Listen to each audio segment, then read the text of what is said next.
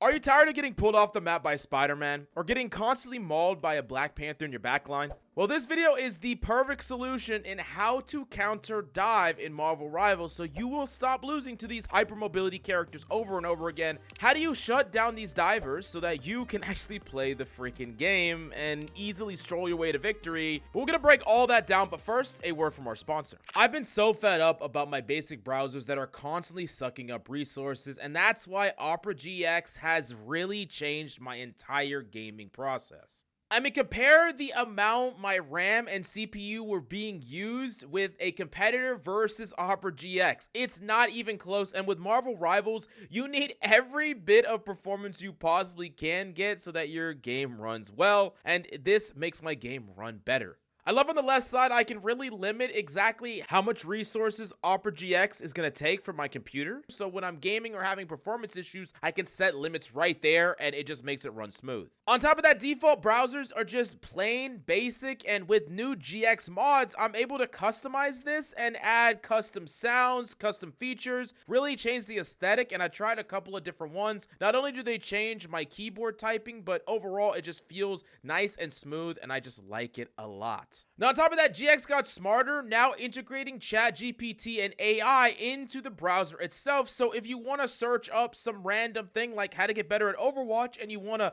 find better videos or topics that you can look at and click on, then it will easily find you exactly what you're looking for, far better than just blindly searching through the web. Opera GX has so many crazy features packed into it, and it's just better for gamers. So what are you waiting for? Definitely check it out right now in the links down below. Now, the thing that you need to understand most of all is that divers have a fundamental flaw, and it's called the uptime problem for divers. So uptime is just how often you are doing things in a game, whether that's constantly healing, constantly applying damage, constantly making space. But what does a diver do constantly? Nothing.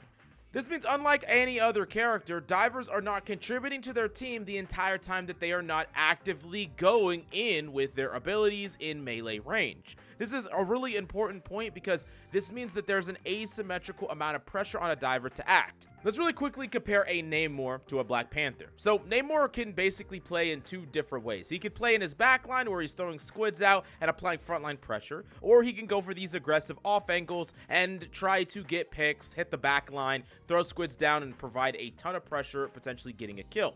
Now, going on that off angle and being really proactive is a very powerful way to play on the character, and it's one of the best things that you could do in general on Namor. However, when you're playing with your team, you are still being effective even if it's not quite as much. You're still outputting pressure even though it's not quite as much. You're still dealing damage even though it's, once again, not quite as much. But that Black Panther only has two states. He's either in or he's out. He's either actively doing something or he's doing nothing. And that's just kind of the life of most of these divers, where they are trying to do enough in that tiny window of time to make up for the lack of doing stuff in this really long period of time. Now, this is also their core weakness, the largest weakness to a diver, because there's ways to make them ineffective, and it doesn't even have to come from killing them. Because if you can force the diver to run away, leave the fight, that diver didn't get value, and he wasted all that time during his setup phase and didn't get enough value to justify the amount of time he wasted.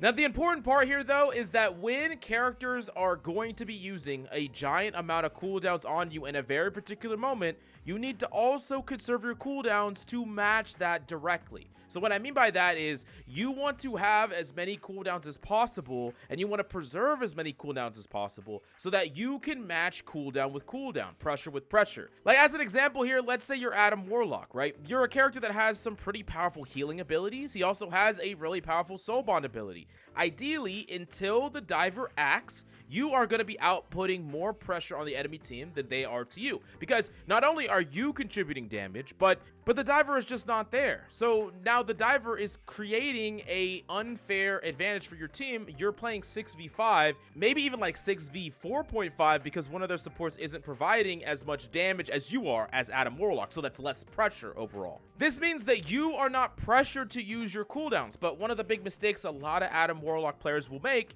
is they'll be like, okay, let's use Soul Bond. Let's walk into them. I'm going to double pack my aggressive teammates. I'm going to use my abilities really proactively here. And that's a mistake. The mistake is not acknowledging that the default way the fight is playing out actually favors you heavily. Even if someone takes a chunk of damage here and there, it's not a cause to alarm because the overall power level of your team is much higher when their Black Panther is just on the flank here. But if you misunderstand the situation and you dump all your cooldowns and then the Black Panther engages when you have very low heal packs and you don't have soul bond, you're dead. You're gonna fall over, you're gonna just die instantly. But if you recognize that there is a fundamental advantage here and you are patient and then you respond to that spike in pressure that comes from a diver with all your cooldowns that you have, that's the way that you actually overcome a diver's engagement in that moment. And this is kind of a really extreme example, but it's important to understand that across the board, every character wants to preserve their cooldowns for this core moment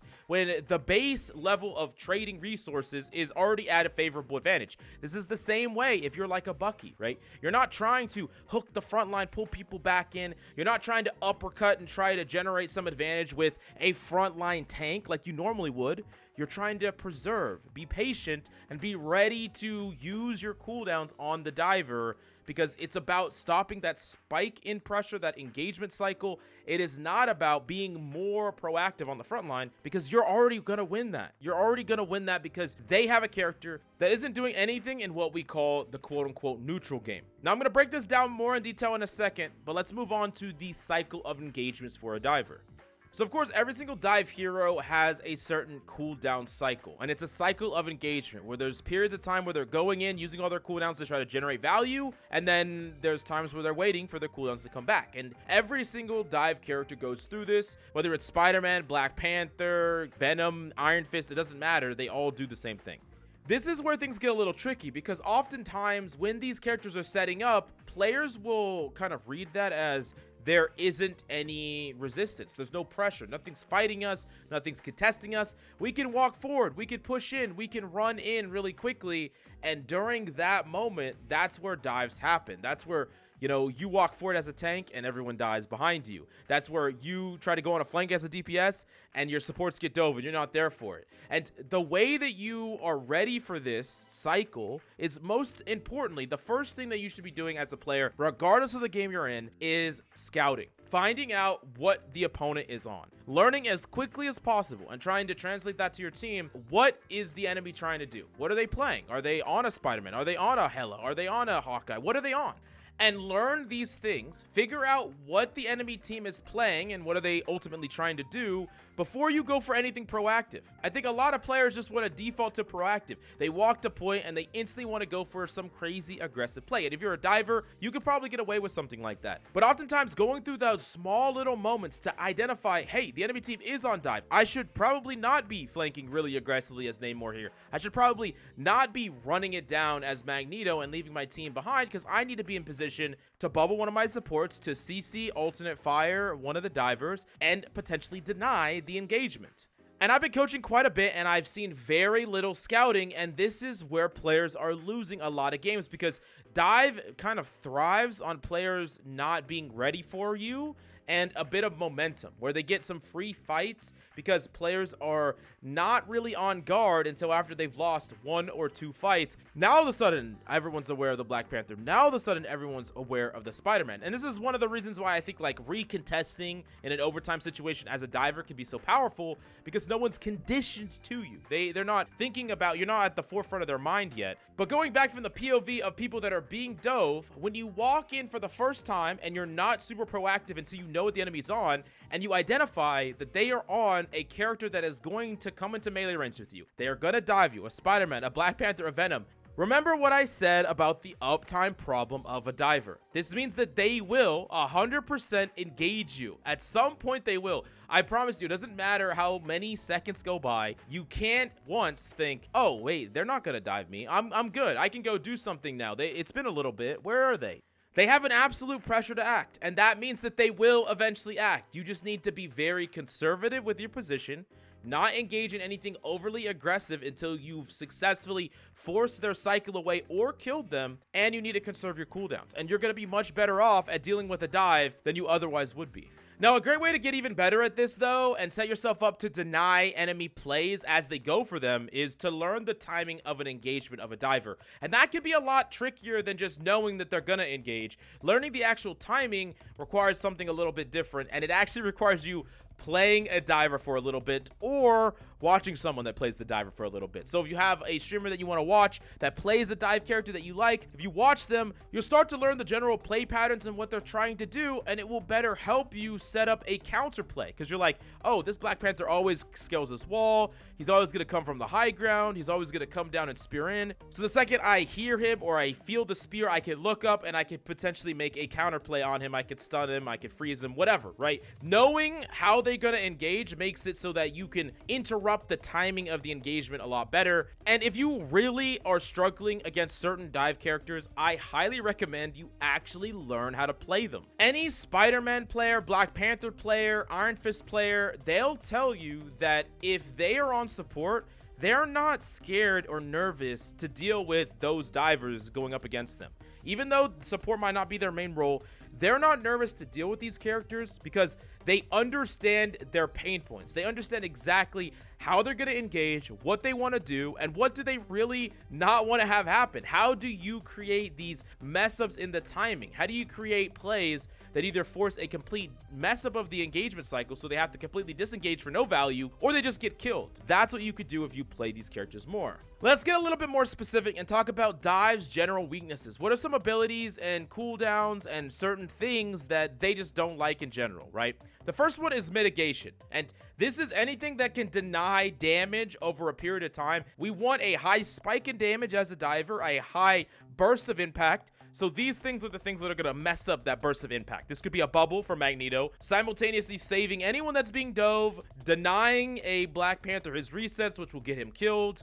A bubble on a dived person is almost assuredly going to keep them alive. On top of that, there's things like Soul Bond that are going to keep you and many people alive. Sharing health totals with the tank means that none of y'all are really killable until after Soul Bond is over. And then things like Loki Totem are very, very good. Things that turn damage into healing, meaning that you're just not going to die during that hyper-focused engage, meaning that you're just not going to die in that engagement cycle. But the problem here with especially Soul Bond and Loki Totem is that they have long cooldowns, right? 25 seconds for Totem, 30 seconds for Soul Bond.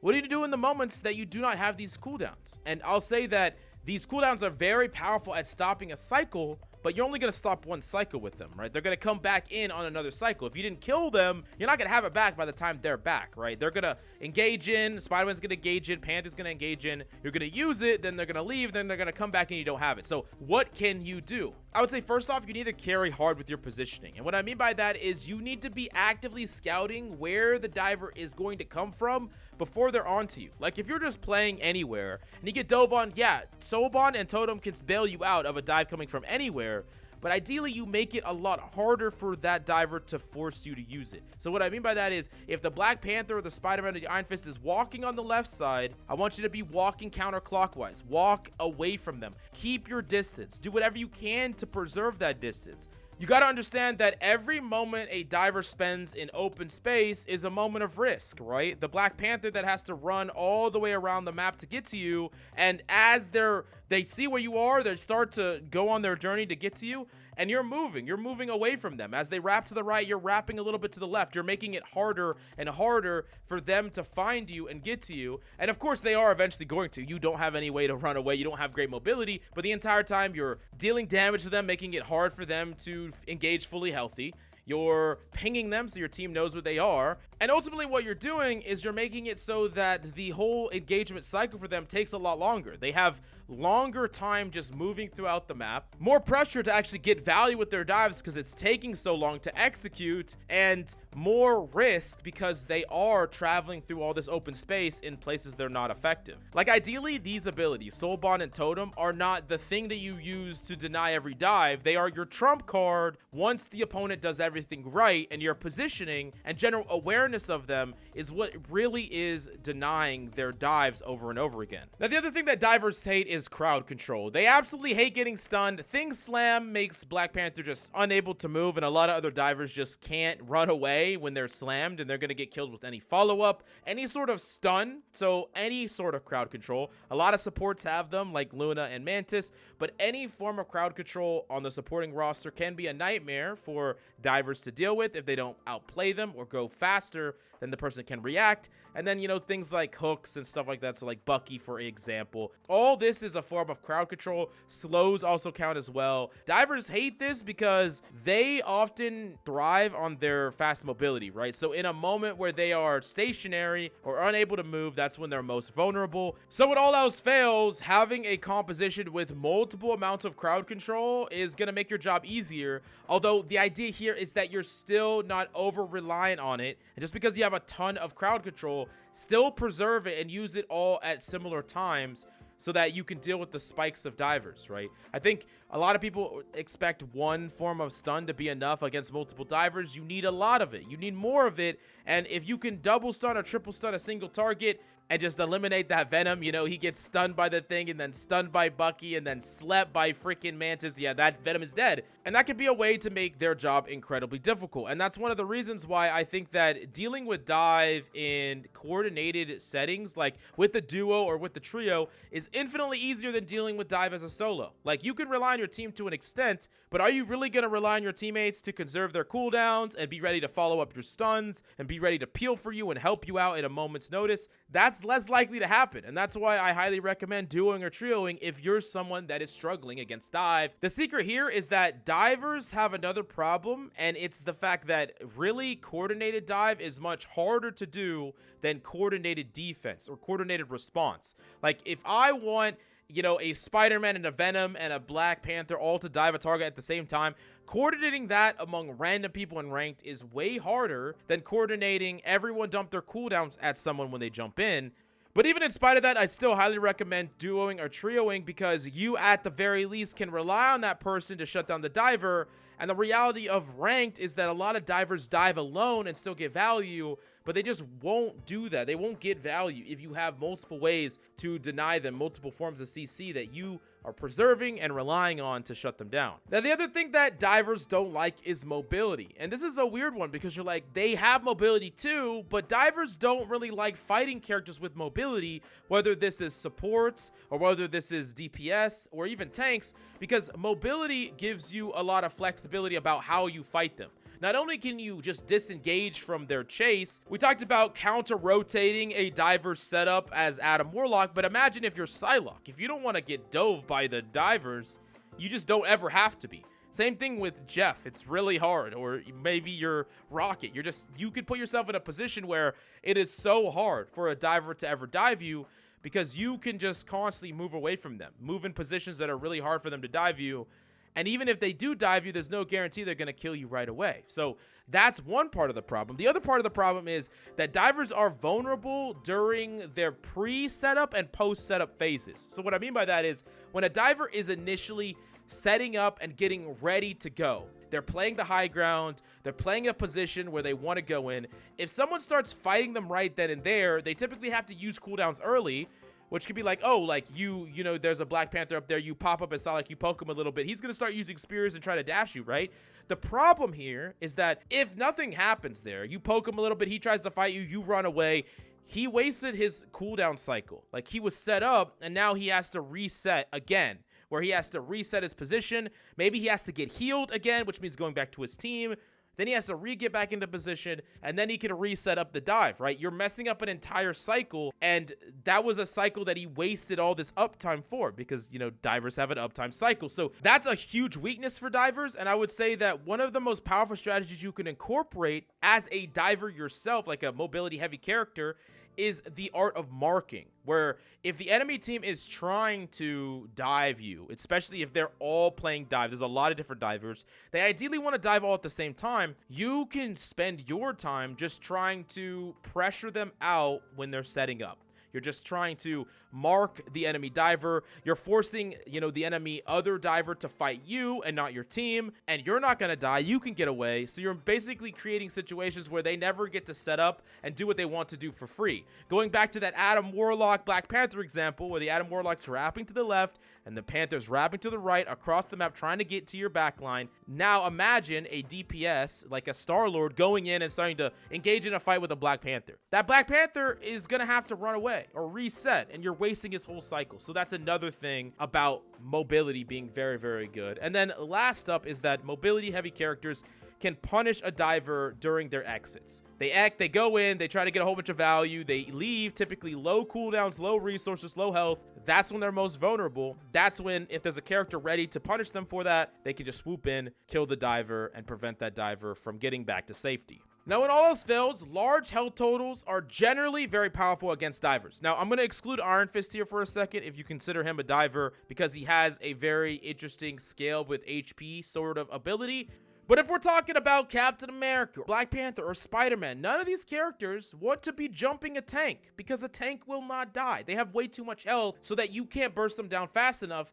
And divers want their engagement to be fast, just as much as they want it to be lethal. They want to kill somebody, get value, and leave. They do not want to fight for 10 seconds, 15 seconds, 20 seconds. You got to understand that the longer they're there, the more vulnerable they are to getting stunned or getting killed or getting focused, right? So in a pinch, heavy tank compositions are really good against a dive comp. So like if you're playing triple tank with a rocket and a cloak, and then maybe a freaking Reed Richards, that composition will just not lose to dive. Especially if one of those tanks or two of those tanks are tanks that just want to sit with their supports. An Emma Frost, a Thor that wants to mark the enemy divers like we talked about, can chase them down, mess up their engagement cycles. This team will never lose against divers because the only person that they can dive is really the cloak, and that cloak can fade away and be protected by the rest of their team. Also right now, I think Rocket Loki is a viable double support composition, and if you fill your composition with like 2 tanks, one of them's Emma,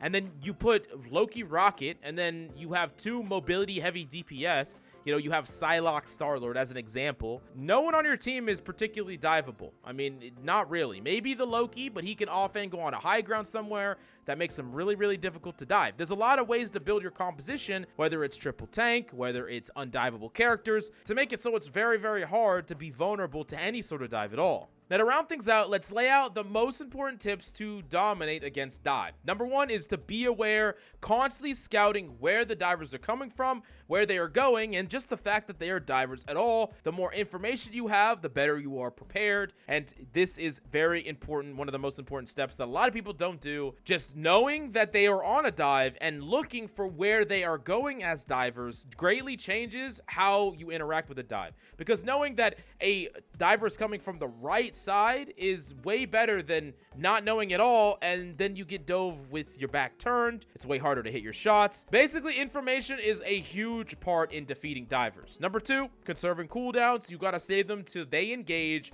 The idea is that you can match their aggression and their hyper focused engagement cycle with your cooldown cycles, and that means that you're very patient with your cooldown usage in spite of no one engaging you in the moment, because you know that they will engage you and you need to be able to respond to it. And in the moments that you don't have it, you need to be extra disciplined about how you're playing, who you're playing with your teammates, or relying on other people with cooldowns, or changing your position to make it much harder for you to be dove on. And as a general rule of thumb, don't be overly aggressive until the enemy has already went in on their dive cycle and already left. The last and most important tip is to force engagement in the open. Oftentimes, a diver wants you in an isolated area where other people cannot intervene. But if it's a Spider-Man or any other kind of character, the more eyes your teammates have on that diver, the more likely they can actually do something about the dive itself. So don't box yourself into a corner or put yourself in an area where no one can help you and no one can deal damage to the people that are actively fighting you.